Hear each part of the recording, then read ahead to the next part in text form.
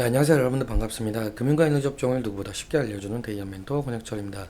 오늘 재룡산업이라는 기업 리뷰해 보도록 할 텐데요.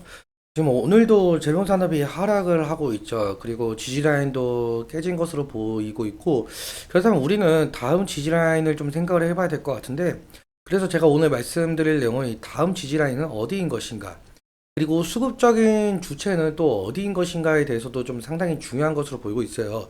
그리고 오늘 외국인이 조금 매수 중에 있는데, 제가 어제 영상에서 메릴 린치가 좀 외국인의 수급 주체이다라고 말씀을 드렸었어요. 근데 오늘은 도대체 어떤 외국인, 그러니까 창구에서 좀 매수가 나오고 있는지 그 부분 확인해 보도록 하겠습니다. 그 전에 이 부분 확인하기 전에 제가 재룡산업 모멘텀에 대해서 다시 한번 복귀식으로 말씀을 드릴 거거든요. 이 부분 어, 생각해 주시면 될 것 같고요. 일단 먼저 시작하기 전에 저희 대기업 채널에 오시면은 모든 종목들을 커버해 드리고 있으니까 찾아주시면 정말 감사할 것 같고, 제 영상도 끝까지 지켜봐 주시면서 댓글로 궁금하신 것들 남겨주시면은 다음 영상에서 말씀을 드리도록 하겠습니다. 그러면 재롱산업의 모멘텀 복귀 바로 보도록 하겠습니다. 일단 재롱산업 같은 경우 여러분들도 아시다시피 송전 배전, 지중선 관련 전기 기자재와 통신 기자재, 철도 자재 제조 판매에 관한 사업을 주사업으로 하고 있는데요. 비율만 봐도 좀 알 수가 있죠. 금속 제품이 78.7%로 보이고 있으니까요. 그래서 재롱산업 같은 경우 이 송배전 이런 사업을 하고 있기 때문에 전력기기 테마로도 묶여 있고요. 사실상 예전에 2018년, 17년 당시에 문재인 정권 때 이 대북 테마로도 엮인 상황이 있었었죠. 그때 당시에 대북 테마로 왜 엮였냐라고 해본다면, 그때 아마도 그 개성공단 쪽에 전기, 그러니까 송전탑을 새로 건설하자라는 내용들 때문에 대북 테마로 엮인 것으로 기억을 하고 있거든요. 아무튼 재룡산업 같은 경우는 전력기기 테마로 묶여 있다라고 보시면 될 것 같고요. 그리고 그러면 재룡산업이 어떤 제품을 생산을 하고 있느냐로도 좀 살펴보자면, 일단 재룡산업 같은 경우 이러한 제품들을 생산하고 있다라고 보시면 될 것 같아요. 이러한 제품들은 결국에는 송전탑, 이 전신주에 사용되는 제품이다 보니까 이러한 제품들 수요가 늘어나려면 이 전력 인프라만 구축이 상당히 중요하겠죠. 근데 여러분들도 아시다시피 지금 현재 전력 인프라만 구축이 한창인데요. 왜냐라고 한다면 현재 AI 데이터 센터 같은 경우는 전기 먹는 하마라고 표현이 될 정도로 AI 데이터 센터 전력 소비는 기존 데이터 센터에 비해서 6배 가량 많다라고 한답니다. 심지어 이미 전 세계적으로 8천여 개 데이터 센터 중 3분의 1 가량 보유한 미국에서는 전력 고갈 현상마저 닥치고 있다는 건데요. 그래서 지금 현재 이 송배전망 확충, 그러니까 전력 인프라망 확충이 상당히 필요하죠. 결국에는 AI 서비스는 데이터 저장이 필수적인데요. 그렇다면 데이터 저장을 할 수가 있는 데이터 센터 같은 경우 끊임없이 가동을 해 주어야 될 것이고, 가동을 하면 할수록 전력 소비는 지속적으로 늘어날 수밖에 없다라는 겁니다. 즉 다시 정리하자면 데이터 센터의 경우에는 전력 소비를 하면서 지속적으로 가동이 되어 주어야 각종 데이터를 수집을 하고 저장하는 역할이 진행이 되겠죠. 그래야 AI 서비스를 지속을 할 수가 있겠는데요.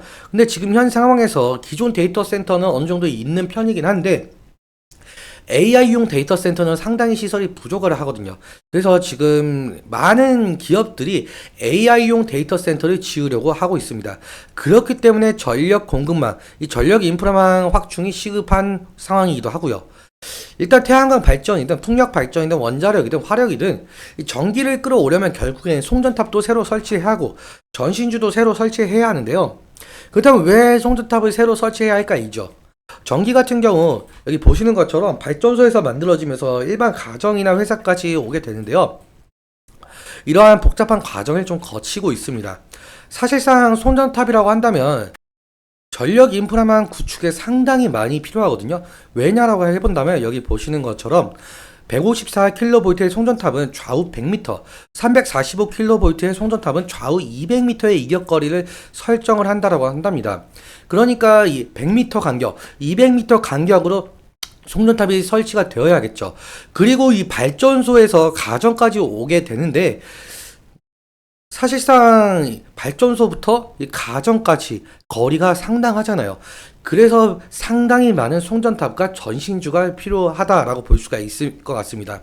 그래서 이 전력 인프라망 구축으로 인해서 재룡산업에 아까 보셨던 제품들의 수요가 증가되면서 재룡산업의 주가가 상승했던 것은 여러분들도 아실 거라고 생각이 들고 있는데, 근데 오늘 재룡산업 같은 경우 좀 하락을 하고 있어요.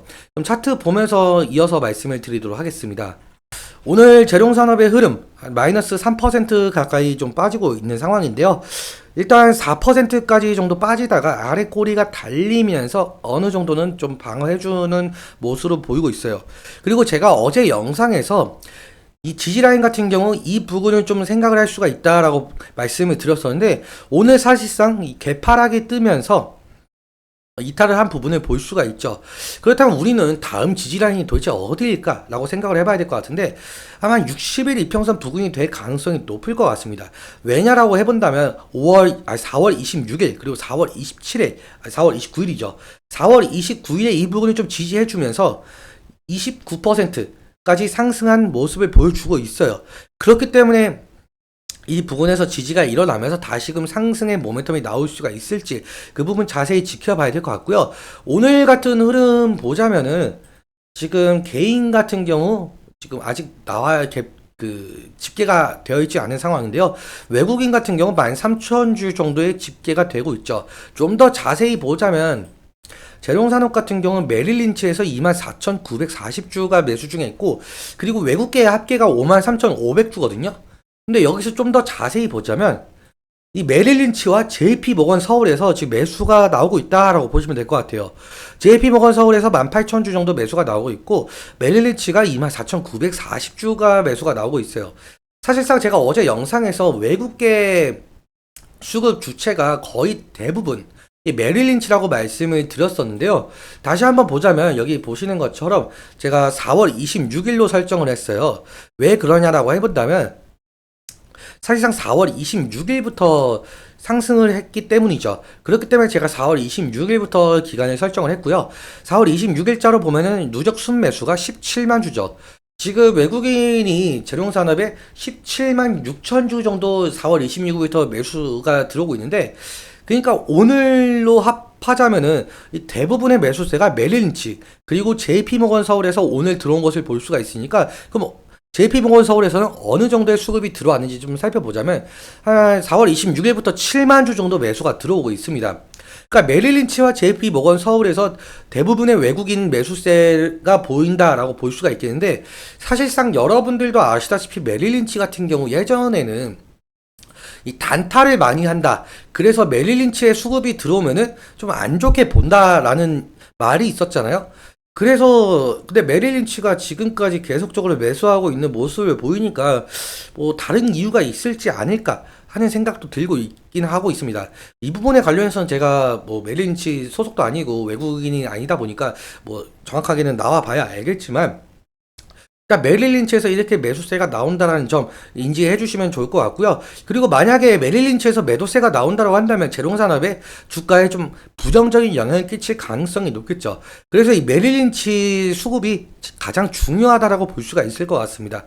오늘 여기까지 말씀을 드리면서 오늘 내용 여러분들께 도움이 되셨다면 구독과 좋아요 부탁드리고, 그리고 말씀드린 내용과 차트적인 부분에 대해서는 제 개인적인 견해가 많이 담겨져 있다 보니까 여러분들의 주관적인 견해와 함께 투자를 현명한 선택하셨으면 좋겠습니다. 오늘도 시청해주셔서 감사하고 지금까지 멘토 권혁지였습니다. 감사합니다.